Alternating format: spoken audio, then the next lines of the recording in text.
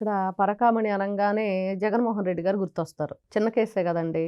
ఏదో $2 కొట్టేస్తే $9 పరకామణి చిన్న కేసు అని కాకుండా 19, 24 మధ్యలో రాష్ట్రంలో జరిగిన ఏ దొంగతనం కేసు అయినా జగన్ రెడ్డి గుర్తొస్తాడు. ఇదొకటే గాదు. ఎందుకంటే ప్రత్యేకించి ఆయన చిన్న దొంగతనమే గదా! అన్నాడు గదా! మొన్న ఈ మధ్య రీసెంట్‌గా. అంటే ప్రజలు మర్చిపోతున్నారు. మళ్ళీ గుర్తు చేయాల్సిన బాధ్యత అందరి మీద ఉంది. ఎందుకంటే అదంత చిన్న విషయం గాదు. రాష్ట్ర ప్రజల్ని, వాళ్ళ జీవితాల్ని ఏకంగా 30 సంవత్సరాల రాష్ట్ర భవిష్యత్తుని వెనక్కి తీసుకెళ్లిన ఘనత జగన్మోహన్ రెడ్డి గారిది. ఆ క్రెడిట్ అంతా ఆయనకే రావాలి. మరి ఈ రోజున ఈ పరకామణి కేసులో మరి ఈ రవికుమార్ ఈ దొంగతనం చేయటం ఒకటైతే దాని మీద కేసు నమోదు చేసింది ఆ రోజున సతీష్ కుమార్ విచారణ ఎదుర్కొంటూ మరి విచారణకి వెళ్ళొచ్చే క్రమంలో సెకండ్ టైంలో ఆయన అనుమానాస్పదంగా చనిపోయాడు. మరి దాని గురించి కూడా కీలకమైన అంశాలు బయటకు రావాలి.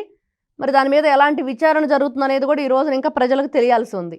ఇంకో వైపు చూస్తే ఈ పరకామణి కేసులో మరి ఏదో 41A నోటీసులు ఇవ్వటం, మరి ఏదో తూతు మంత్రం కానిచ్చేశారు, అయిపోయింది అన్నట్లుగా ఎందుకు చేశారు? అంత వీక్గా సెక్షన్స్ ఎందుకు నమోదు చేయవలసి వచ్చింది పోలీసులు? ఈ రోజున వాళ్ళు ఒక ఉన్నత స్థానాన్ని అధిగమించాలంటే ఎంత కష్టపడి, ఎన్ని ట్రైనింగులు తీసుకొని, ఎన్ని రకాలుగా నిద్రలేని రాత్రులు గడిపి వాళ్ళు ఆ స్థాయికి వచ్చారో మరి వాళ్ళకి, వాళ్ళ కుటుంబ సభ్యులకి తెలుస్తుంది.